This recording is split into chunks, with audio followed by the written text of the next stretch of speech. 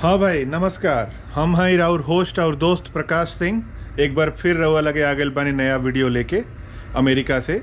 आज हम रउआ लोग के दिखाएम कि अमेरिका के हर घर में ठंडा और गर्म पानी जौन आवेला ओकर व्यवस्था कैसे होला। काहे कि सरकार एजा ठंडा एजा गर्म पानी ना भेजेला, उ राउर लोग के आपन जिम्मेदारी है घर में ओकरा के गर्म करल। तो हम रउआ लोग के दिखाएम कि कैसे होला। हई देखी लोग, तो हम आज शुरू करें मेन लाइन से। हई है वाटर पानी के मेन लाइन। तो एजा आवता पानी बाहर से और ई आ करके एने एजा बंट जाई। तो जैसे बहुत सारा घर में अमेरिका में सॉफ्टनर पानी के सॉफ्ट करे खातिर वगैरह के मतलब ओकर अंदर जो नमक और ये सब चीज़ वगैरह के निकाले खातिर एगो वाटर सॉफ्टनर लोग लगाए सन। ठीक बा, पानी के कठोरता हटाए खातिर। तो एजा हम ई लगैले बनी, लेकिन ऐसे बहुत घर में ना भी हो सकेला। तो एमे का बाकी हम जस्ट एगो और बीच में एगो और प्रोसेस घुसा दिले बानी ठंडा और गर्म पानी के पहले। तो ई पानी के करेला कठोरता पानी के निकाल देवेला। फिर एमे से निकलल 2 गो लाइन। तो एमे तो आवता सरकारी पानी हो गई रहा ठंडा।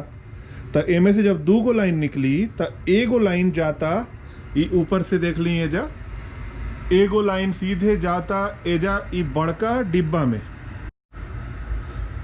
ई है फर्नेस।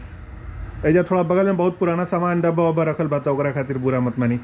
तो ई हटे फर्नेस। ई का करेला, एमे देखी बहुत सारा सेटिंग बा। तो ई बड़का ड्राम जैसन जौन फर्नेस बानू, एमे आइल ऊपर से पानी, ठंडा पानी हई अब नीला वाला पाइप से, और अंदर में जाके एजा ई गैस से अंदर में हमेशा एकरा अंदर नीचे में आग जलत रहेला 24 घंटा सालों भर।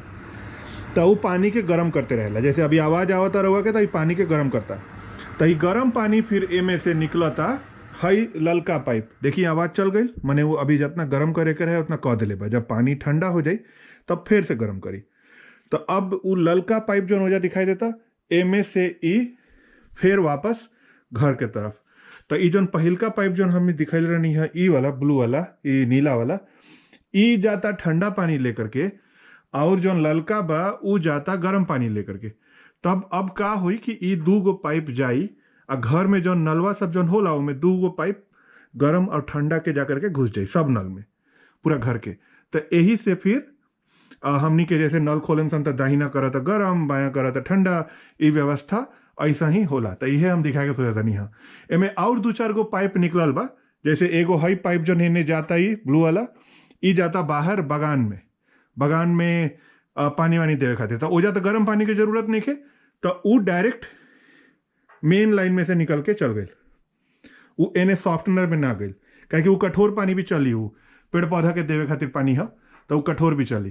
तो ये हम रउआ लोग के दिखाए के चाहतनी हाँ कि जैसे पानी जब बाहर से आवेला एने मेन लाइन से, वो कैसे पहले तो सॉफ्टनर में गई, कठोरता होकर निकलल। अब फिर वो पानी उमें से एगो लाइन गई गर्म होके खातिर, एगो लाइन चल गई ठंडा जैसे आइल वैसा ही, और ओकरा बाद जैसे गर्म होकर के दूसर का जो ललका लाइन दिखाई देता वो चल जाई फिर सब नल में।